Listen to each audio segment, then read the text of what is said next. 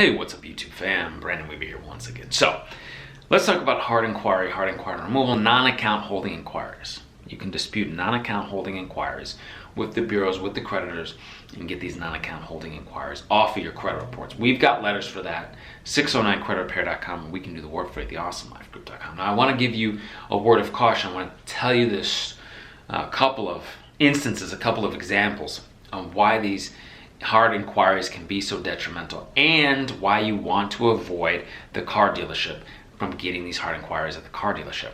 The car dealership people there, they make most of their markup on the financing. This is where they make additional revenue on the financing, on getting individuals loans on the vehicles.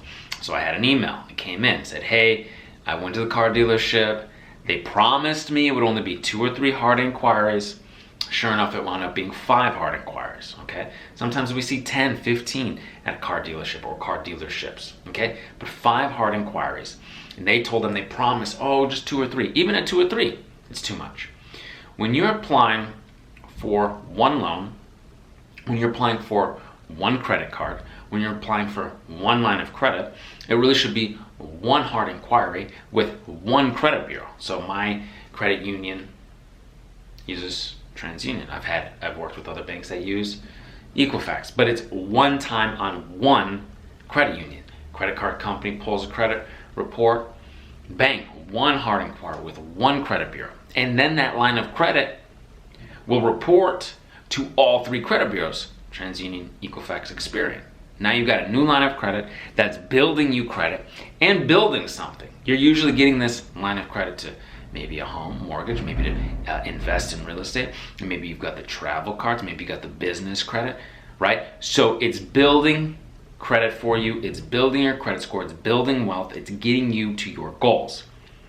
But when you go into the car dealership, instead of maybe your credit union or your bank, yes, they're gonna put all these hard inquiries on there because they're dragging down your score so they can mark up that loan. Exactly, so they can mark up the loan and make more on the financing.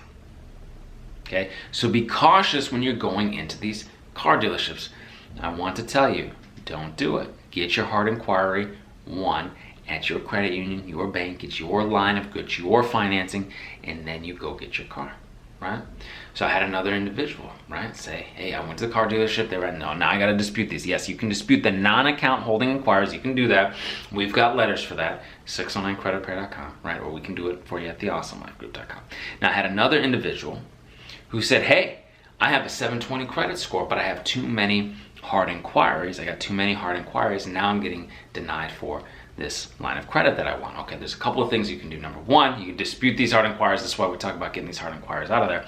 And number 2, you can always call whoever you're applying with and talk to somebody, talk to the underwriter, talk to the reconsideration line, and it potentially explain to them, hey, for me, I was doing the travel cards, I would have a bunch of hard inquiries, and my accounts, my new credit lines, back in the day, now it's fine, but back in the day, they would be pending. So I'd have to call, I'd have to say, hey, I'm doing this because I'm getting the travel cards, and I'm this and that, and I would explain my point in what I was doing, and they would understand, oh, you want the bonuses, and you're utilizing the credit, and you're managing the credit properly, so yeah, we feel comfortable with it, okay? But get those hard inquiries off of there, those non-account holding inquiries, stay out of the car dealership, and don't, get it run a bunch. And here's the other thing. Be very cautious about the financing side of things, right? I saw another individual, they want you clean up your credit first, clean it up if you can, right? If you can wait on that car, clean up your credit first. Okay, I know some situations you may not be able to because you need to get the vehicle right this second, but if you can, make sure to clean up your credit because the difference between good credit and bad credit can be huge. This individual emailed in, they're spending almost 26% on their car note, on their car note loan. They actually showed, hey, the car was a little over $20,000. They were going to wind up spending a little over $40,000 on the lifetime of that loan. In interest, they're going to pay about $20-something thousand in interest. That's another car, right?